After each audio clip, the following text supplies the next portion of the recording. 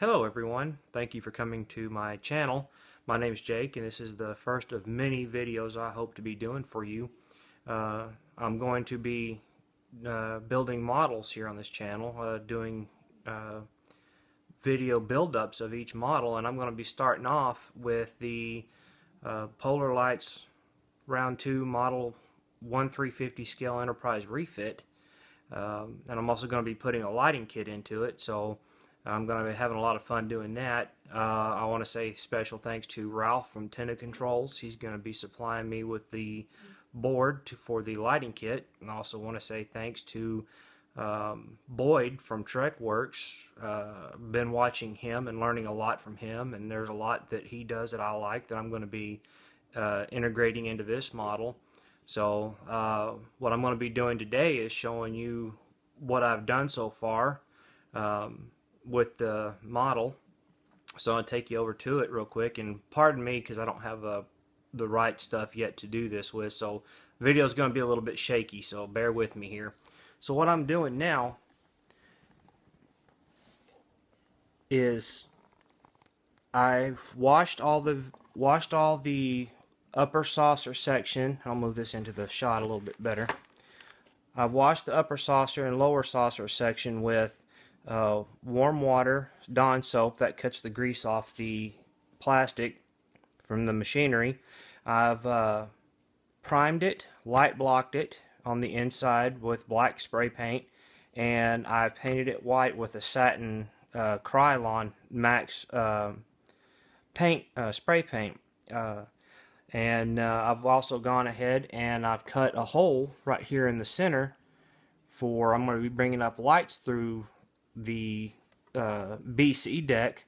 Also what I've done is I've taken, if you can see, I've taken the sensor bands around the edge and I wiped them down clean with acetone, which will help the glue bond a little bit better. And I glued it in with the regular Testors model glue. It works real well. A lot of people say that's not a good glue, but it works just fine. And once I glued those sensor bands to the upper saucer section, I took some putty and puttied each seam to where you can't see the seams, because this model has a bad habit of having light leaks.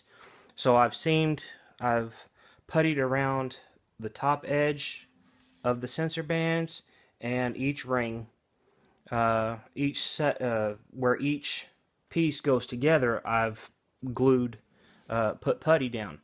So what I'm going to be doing now is taking where the deflector crystal, and I'm going to be painting it the duck egg blue.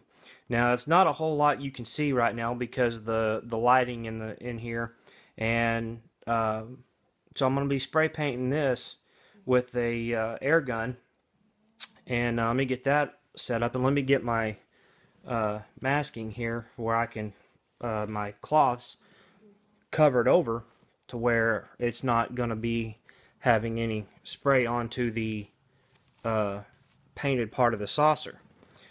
And I'll move up the camera here to where you can see me do that. And here we go. I'm going to try this and see where we go. So I very lightly take the paint, the brush, and I'll move the drill back. And as you can see, you can look at your masking tape, you can see it forming onto the tape. And there we have it. It's painted.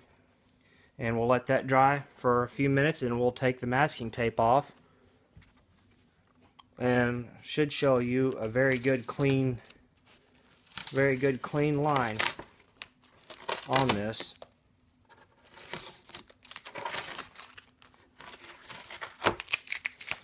And there you have it. A very nice clean line for your saucer section for the deflector crystal. It matches the BC deck part up here.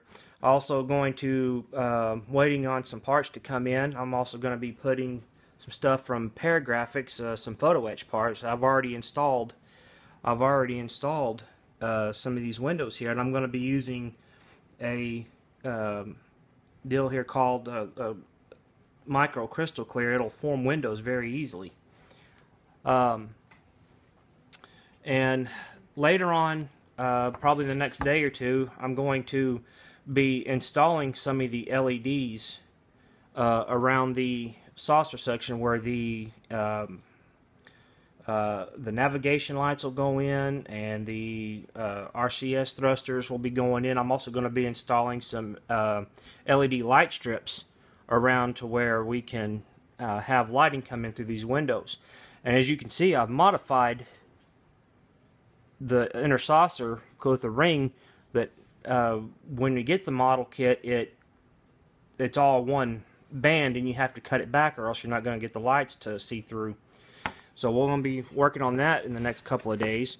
Also, what I've done is, if you've noticed in this model kit, the model kit is not accurate. If you watch Boyd off TrekWorks, he modified it and he did some research, and I did too, off the studio movie model. The bridge is setting a little closer. I'll get that put up here real quick. And as you can see, I've modified it to where it'll sit a little closer to the front around these nice little detailed markings here. The regular kit, it's sitting back.